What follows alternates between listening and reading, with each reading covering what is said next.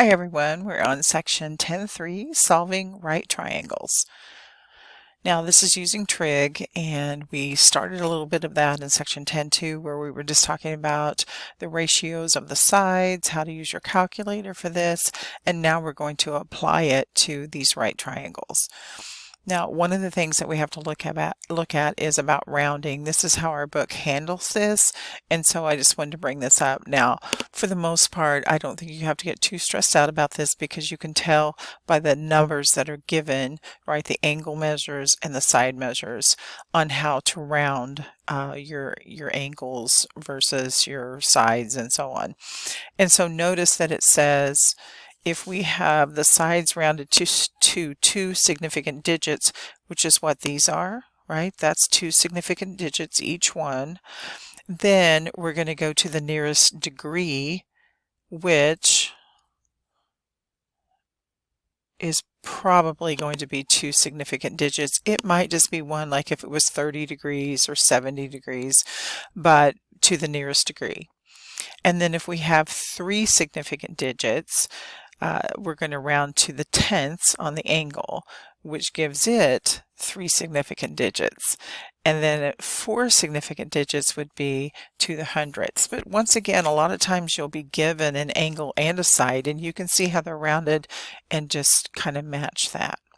So try not to get too stressed out about that part, but I didn't want to highlight all of these because then here, I'll highlight this last one, and then you can kind of see the difference there. So refer back to this some if you need to, put it on a note card or something, put it on your notes for the next test, because you will have to consider this, but I still feel like a lot of times it's given to you, it says round it to this, or you can tell by what's given. Okay, so let's look at this first problem. We are supposed to find the missing quantity. So that can be a side or an angle. So if we have something that's got a variable on it and nothing there, that's what we're finding. So in this case, we're finding angle B. And so we want to look at the two sides that are given to see how they relate to angle B. What we have from angle B is the side opposite, and we have the hypotenuse, right? So opposite and hypotenuse means we're going to use sine. This is referring back to section 10.2. We talked about this. We're going to say the sine of the angle B. Sine of B is equal to our side opposite 47 over our hypotenuse of 82. Now when we're finding an angle, remember we're going to use the inverse of sine. So angle B is going to be the inverse sine. So that is second sine on your calculators. Well, if you're using the ones that we use for this class. If not, you'll have to figure out, but lots of times it's going to be second or shift to see that. So look above sine, and most likely it says sine to the -1, and that means the inverse sine. And then calculate that. Just key it in, second sine 47 divided by 82, and we get 35 degrees. So that's how we work with finding an angle. Write the ratio, use inverse sine or cosine or tangent, whichever one we happen to be doing, and calculate that. Now we rounded this to the nearest degree, right, which was a whole number of degrees. Okay, so here's our next example. Once again, we are going to be finding the angle of this. Notice angle A is labeled, but nothing's there. So we're going to find the angle measure again. Once again, we have to look and see what do we have here. Which trig ratio are we going to use, sine, cosine, or tangent? And so if you look from angle A, you see that we are pointing at this side. So this would be the opposite side.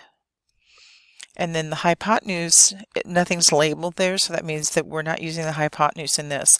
Well, the only trig ratio that doesn't have the hypotenuse is tangent, right? So we have the opposite and the adjacent side. So tangent of A is equal to the opposite side, which is 123, over the adjacent side of 186. Now notice that these are three significant digits, right? All three digits are significant on both. So we're going to round our angle measure to the tenths place. We're using the inverse tangent. I don't think you actually have to capitalize this, but I seem to have a tendency to want to do that. So 123 over 186, so second tangent, and then 123 divided by 186, that's going to give you your angle measure for A. Rounded to the tenths place would be 33.5 degrees. Don't forget to label these with your degree symbol, because it is important to show that it is an angle measure. We want to say, you know, the length or the angle measure need to be labeled on all of these, otherwise we're not sure what those numbers are. Okay, here's the next one. So on these, same thing, for each right triangle, find the missing quantity indicated by the variable on a side or angle. So on these two, you can see that we have them on a side.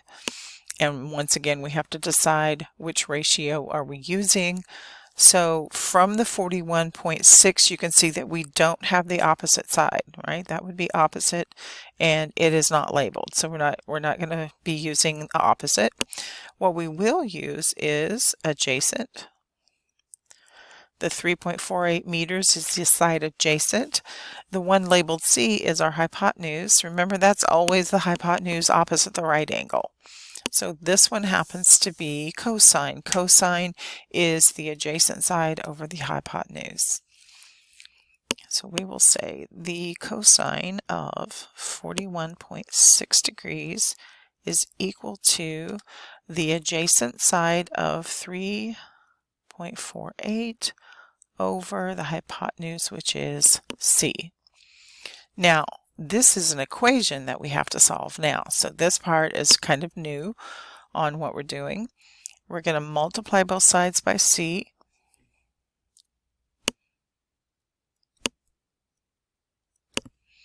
And then that cancels out our denominator. And now we have C times the cosine of 41.6 equals 3.48. So if we're solving for C, we divide by the cosine of 41. So C is going to be 3.48 divided by cosine of 41.6. And then that's just a calculation. Key that in, 3.48 divided by cosine 41.6. We're rounding that, remember, we're going to round it to 3 significant digits, so that's going to be 4.65.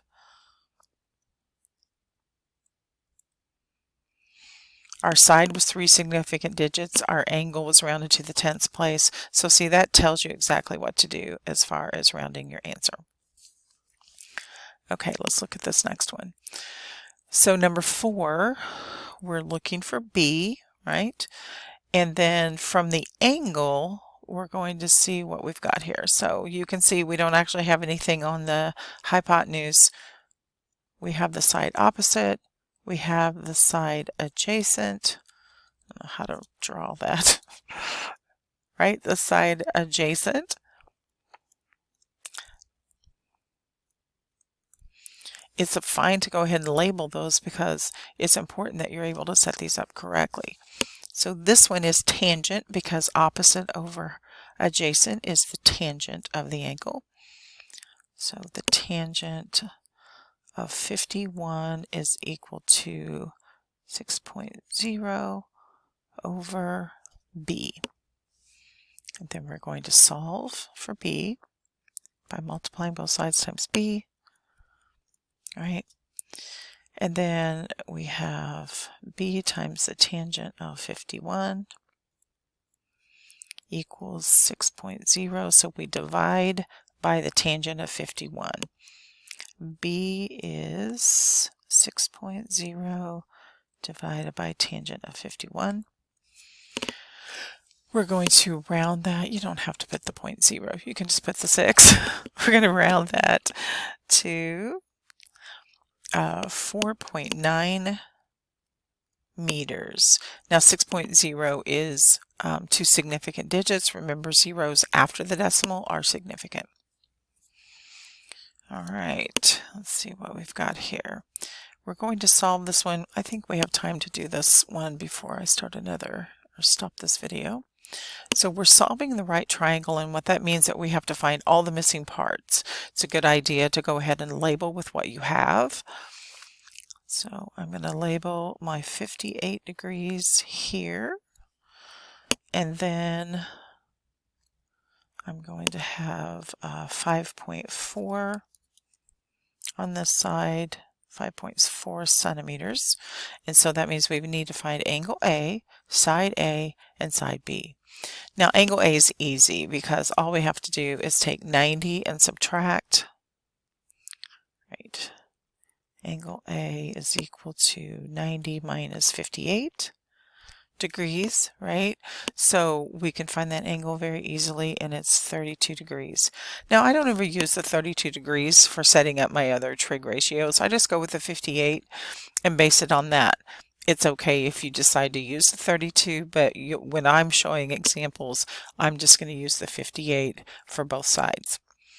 Okay, so when we're finding A, right, A is the side adjacent, right, adjacent to, I want to point at that, the side adjacent, and then we're looking for the side A, and then we've got the hypotenuse, of course. I'm getting tongue-tied. Anyway, so that's going to be cosine because the adjacent side over the hypotenuse is cosine. So cosine 58 is equal to my side adjacent, which is A, over my hypotenuse, which is 5.4. And then to solve, we're going to multiply both sides by 5.4. So we get 5.4 times cosine of 58. That cancels out our denominator, equals A. So that's just a calculation. Calculate that. We're going to round it to the 2 significant digits, and we see that it is 2.9 centimeters. Then I'm going to work just over here underneath this. So to find side B, all right, that is going to be the opposite side, and we know the hypotenuse, so sine this time. The sine of 58 is equal to my opposite side B over my hypotenuse 5.4.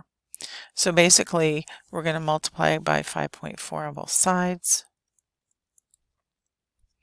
I do want you to show some of the solving so I can see that you're on track with that. So we've got 5.4 times sine 58 equals B. We've now worked through all the different types of ways that you're going to use sine, cosine, and tangent. So you notice that the equations are solved in a little bit different way depending on where the variable is located, if it's in the numerator versus the denominator. So in the denominator is actually a little bit more work than when it's in the numerator. When I multiply 5.4 times the sine of 58, I get approximately 4.6 centimeters. All right, we're going to stop the video on this one and pick up on video 2 with the next example.